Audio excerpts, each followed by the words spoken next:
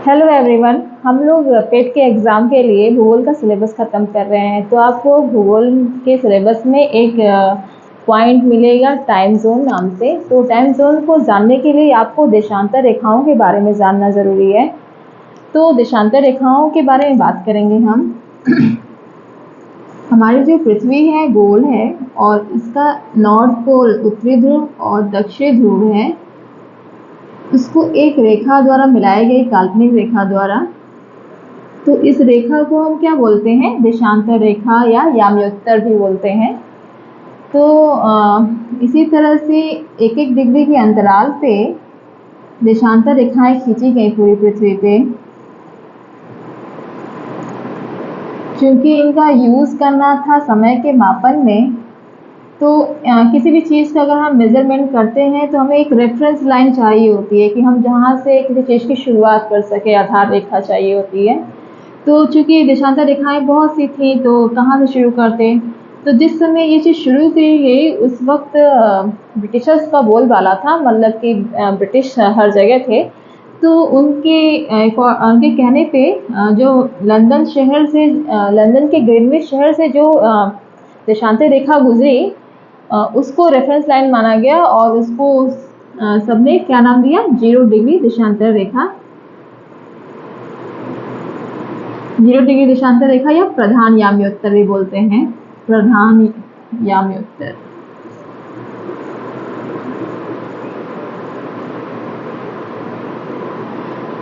तो उन्होंने 0 डिग्री देशांतर रेखा को माना कि सबसे मेन देशांतर रेखा है और जितने भी मेजरमेंट करने हैं, मापन करना है, अब इसी के अकॉर्डिंग होगा। तो जो ये 0 डिग्री देशांतर रेखा है जो कि लंदन के ग्रीनविच शहर से गुजर रही है, उसके वेस्ट में जितनी भी देशांतर रेखाएं पड़ेंगी, वेस्ट में जितनी भी देशांतर रेखाएं पड़ेंगी उनको क्या नाम दिया गया? उनको बोला जाएगा पश्चिमी देशांतर रेखा।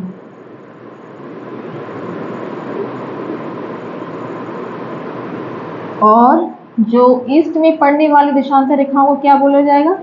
पूर्वी देशांतर रेखा। तो इसी तरह एक एक डिग्री के अंतराल पे पश्चिम में कुल कितने देशांतर रेखाएं हैं? 180। और पूरब में कुल कितनी देशांतर रेखाएं हैं? 180। और चूंकि 180 पश्चिमी देशांतर और 180 डिग्री पूर्वी देशांतर रेखा दोनों एक ही रेखा है, इसलिए जो कुल देशांतर रेखाओं की संख्या कितनी है? 360 है। तो हमने देशांतर रेखाओं के बारे में जाना और देशांतर रेखाओं की जो दूरी है, दो देशांतर रेखाओं की दूरी को मापा जाता है गोरे में, और दो देशांतर रेखाओं की जो बीच की दूरी है वो मैक्सिमम होती है कहाँ पे? इक्वेटर पे, भूमध्य रेखा पे। कितनी होती है ये? 111.33 किलोमीटर।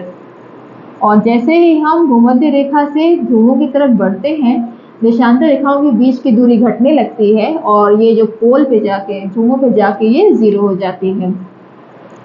तो समय का मापन करेंगे तो समय के मापन के लिए सबसे अच्छी विधि यही होती है कि आप चांद और पृथ्वी की गति को देखें, क्योंकि सूर्योदय और सूर्यास्त तो हमेशा होते रहते हैं। तो इसी को आधार मान के समय का मापन किया गया। तो सबसे पहली बात ये कि पृथ्वी है वो घूमती रहती है अपने अक्ष पे, और वो 24 घंटे में, चूँकि 360 देशांतर रेखाएं हैं, तो वो 360 डिग्री घूम भी जाती है। तो पृथ्वी घूमती है 24 घंटे में। 24 घंटे में कितनी घूमती है?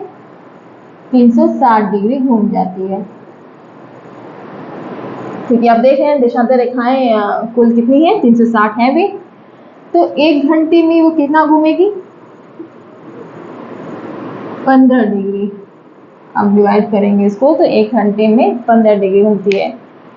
तो हम समय का मापन कर रहे हैं, तो 1 घंटे में 15 डिग्री कर रहे हैं। जब हम इसको मिनट में कन्वर्ट करेंगे तो 4 मिनट में पृथ्वी जो है वो कितने डिग्री कवर करेगी?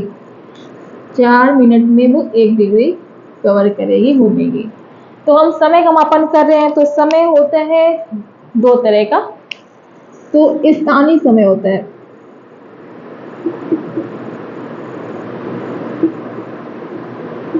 स्थानीय समय क्या होता है कि जो आप जिस भी याम्योत्तर पे हो, जिस भी देशांतर रेखा पे हो, तो उस देशांतर रेखा पे आप देखेंगे कि जब सूरज अपने दिन के सबसे उच्चतम बिंदु पे होगा, सबसे हाईएस्ट पॉइंट पे होगा, यानी ओवरहेड होगा। क्योंकि समय का मापन इससे भी किया जाता है कि सूरज द्वारा किसी वस्तु की परछाई कैसी बन रही है। देखेंगे आप दोपहर में देखेंगे कि सबसे छोटी परछाई बनती है और सूर्योदय और सूर्यास्त के समय में सबसे लंबी परछाई बनती है। तो स्थानीय समय में क्या देखते हैं कि जब सूरज हमारे एकदम ओवरहेड होता है, जब अपने दिन के एकदम उच्चतम बिंदु पे होता है, तो उस वक्त दोपहर का 12 बजता है। उस वक्त दोपहर के 12 बजते हैं दिन के। कहाँ भी बजेगा, जिस भी हम याम्योत्तर की बात करें, जिस भी याम्योत्तर पे सबसे हाईएस्ट पॉइंट पे होगा, उस समय उस पूरे याम्योत्तर पे जितने भी देश पड़ेंगे, जो भी जगह पड़ेगी, उस वक्त दोपहर का 12 बजेगा। ठीक है, तो दोपहर के 12 बज के ये स्थानीय समय है। तो इस तरह देखेंगे आपकी बहुत सारी देशांतर रेखाएं हैं। तो इस तरह अगर हम पूरी देशांतर रेखाओं पे अगर हर जगह का लोकल टाइम अलग अलग होगा तो दिक्कत होती है अगर कोई देश का विस्तार ज़्यादा है। तो हम भारत की बात करते हैं, तो भारत का भी भारत में जो है आप देखेंगे कि ईस्ट से वेस्ट जो है, वेस्ट टू ईस्ट वाला जो विस्तार है वो लगभग 3000 किलोमीटर है। और इतने विस्तार से क्या होता है कि चूंकि पृथ्वी जो है वेस्ट टू ईस्ट घूम रही है, तो ईस्ट में पहले कौन सा, अरुणाचल प्रदेश जो पड़ता है हमारा, अरुणाचल प्रदेश, वहाँ पे क्या होता है कि सूरज बहुत पहले उगता है। यहाँ पे सुबह के 4 बजे ही सूरज उग जाता है। और यहाँ पे वेस्ट में इधर गुजरात आते थे वो लगभग 6 बजे मान लीजिए उगता है। तो आप देखेंगे कि पूरे समय का यहाँ पे 2 घंटे का अंतर आता है। तो इतने 2 घंटे का अंतर आता है। अगर हम स्थानीय समय लेंगे तो हर चीज़ के लिए हमें दिक्कत होगी, क्योंकि देश एक ही है तो सारी चीज़ें एक ही विधि से करना है। तो इसीलिए मानक समय माना गया है। मानक समय क्या होता है कि हम इकोनॉमिक बेस से, मतलब कि आर्थिक सुविधा के लिए, कानूनी सुविधा के लिए, हर सुविधा के लिए एक क्षेत्र बना दिया जाता है कि हाँ इतना क्षेत्र है और इसमें हम सभी लोग जो हैं वो इस पर्टिकुलर समय को फॉलो करेंगे। तो एक मानक समय बनाया जाता है, वो एक क्षेत्र होता है। तो मानक समय भारत के लिए क्या है, भारत के मानक समय को भारतीय मानक समय, इंडियन स्टैंडर्ड टाइम, तो उसको क्या माना गया, वो किसी भी देश की बात करते हैं अगर कहीं मानक समय माना जाता है तो जितनी भी देशांतर रेखाओं से वो गुजर रहा है उसके मीन, उसका माध्य निकालते हैं, जो उसके बीच से जो याम्योत्तर गुजरती है उसका स्थानीय समय ही उस देश का मानक समय होता है। तो हमारे देश के लिए क्या है, 82.5 डिग्री, 82.5 जो डिग्री ईस्ट में जो पूर्वी देशांतर रेखा है, पूर्वी देशांतर रेखा पे जो स्थानीय समय होता है, यानी उस वक्त जब भी दोपहर के 12 बजेंगे वही समय पूरे देश के लिए क्या है, मानक समय है। तो हमने देखा क्या कि भारतीय मानक समय क्या है, 82.5 डिग्री पूर्वी देशांतर रेखा, जो उस वक्त का जो स्थानीय समय होगा वो पूरे भारत के लिए मानक समय होगा, इंडियन स्टैंडर्ड टाइम होगा। और ये जो देशांतर रेखा है 82.5 डिग्री पूर्वी देशांतर, ये पूछा जाता है एग्जाम में कि ये किस किस प्रदेश से होकर गुजरता है। तो उसको याद करने के लिए आपको दो ही, कुल मतलब 5 प्रदेश से ये गुजरता है। उन 5 प्रदेश का नाम आपको मालूम होना जरूरी है। तो 3 का नाम याद करना बहुत आसान है कि उसमें उसके नाम में प्रदेश आते ही हैं, तो आप गेस कर सकते हैं वो कौन कौन से होंगे। उत्तर प्रदेश पहला है, दूसरा है मध्य प्रदेश, और तीसरा है आंध्र प्रदेश। 2 नाम आपको और याद करने हैं, एक है छत्तीसगढ़, दूसरा है उड़ीसा। तो इन प्रदेशों से हमारी जो है 82.5 डिग्री पूर्वी देशांतर गुजरता है। तो और क्या जानना है टाइम जोन में, कि आपने देखा कि 24 घंटे 360 डिग्री घूम रही है, 1 घंटे में वो 15 डिग्री पूरा कवर कर रही है। तो एक बात और कि चूंकि ये 1 घंटे में 15 डिग्री पूरा आपका वो कवर कर रही है एरिया, मतलब कि पृथ्वी को कुल मिला के 24 टाइम जोन में बांटा गया है। 1 घंटे का एक टाइम जोन, और एक टाइम जोन में कितना एरिया कवर होता है आपका? 15 डिग्री का एरिया कवर होता है, यानी जितना पृथ्वी 15 डिग्री घूम जाती है, जितना 15 डिग्री एरिया कवर होता है। और चूंकि हम 0 डिग्री देशांतर को वो मान रहे हैं, मेन मान रहे हैं, तो जितनी भी पूर्वी देशांतर पे जो आपका समय होता है, क्योंकि पृथ्वी जो है वेस्ट से ईस्ट में घूम रही है, तो ये वाला एरिया जो है ईस्ट वाला, वो जितने भी ईस्ट वाले जो पूर्वी देशांतर पे जो समय होगा वो 0 डिग्री देशांतर यानी मीन जो देशांतर रेखा है उससे समय ये आगे होगा। क्यों? क्योंकि पृथ्वी जो है वो ईस्ट से वेस्ट से ईस्ट घूम रही है, यानी ये जो एरिया इधर घूमते घूमते पूरब की तरफ चला गया है, वो समय पास हो चुका है, सूरज मतलब वहां से उगते उगते वो आगे बढ़ चुका है। इसलिए जो पूर्वी देशांतर रेखाओं पे जो समय होगा, वो जो लंदन के ग्रीनविच शहर से जो देशांतर रेखा गुजर रही है, जिसको हम ग्रीनविच मीन टाइम बोलते हैं, 0 डिग्री देशांतर रेखा का जो समय है उसको ग्रीनविच मीन टाइम भी बोला जाता है।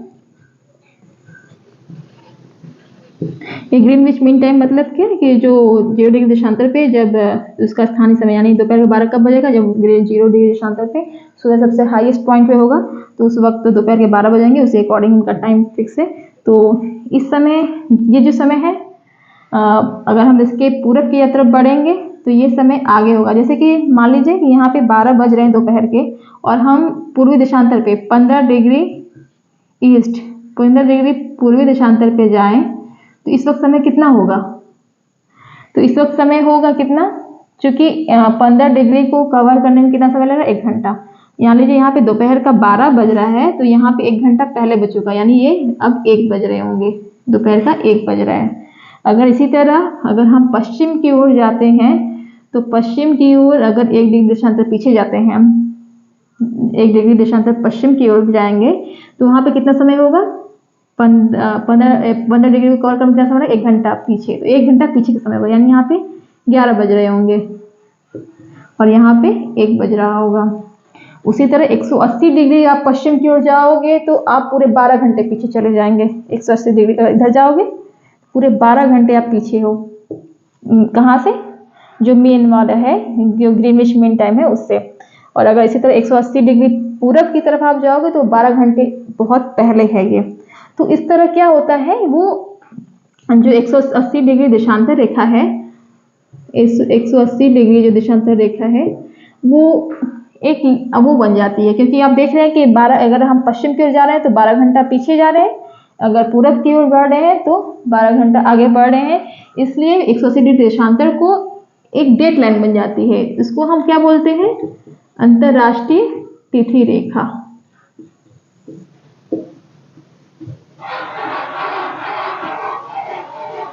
अंतरराष्ट्रीय तिथि रेखा है, यानी पूरे एक दिन का गेन और लॉस, एक दिन का गेन और लॉस पड़ा जाता है, क्योंकि अगर आप 180 डिग्री देशांतर से इधर से जाते हुए तो आपका एक दिन क्या हो जाएगा? कम हो जाएगा।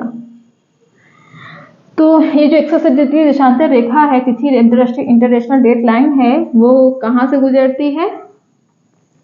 एक क्वेश्चन पूछा जाता है कि उसके आसपास कौन सी जल संधि है, तो बेरिंग जल संधि है। और ये जो रेखा है वो सीधी रेखा न होके जिगजैग टाइप की रेखा है, क्योंकि आप देखेंगे कि यहाँ पे रूस का कुछ एरिया रहता है और इधर आपका अमेरिका का अलास्का रीजन है।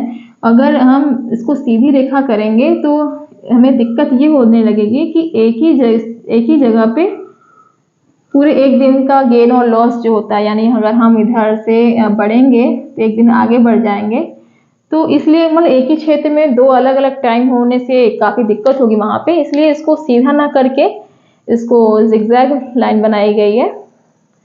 तो इतना ही है। अगर हम मैंने ये बताया कि अगर इधर पूरब की तरफ बढ़ेंगे और इधर जाएंगे तो हमें एक दिन का क्या हो जाएगा? लॉस हो जाएगा। तो यही था पूरा टाइम जोन। इतना देखने के लिए आपका धन्यवाद।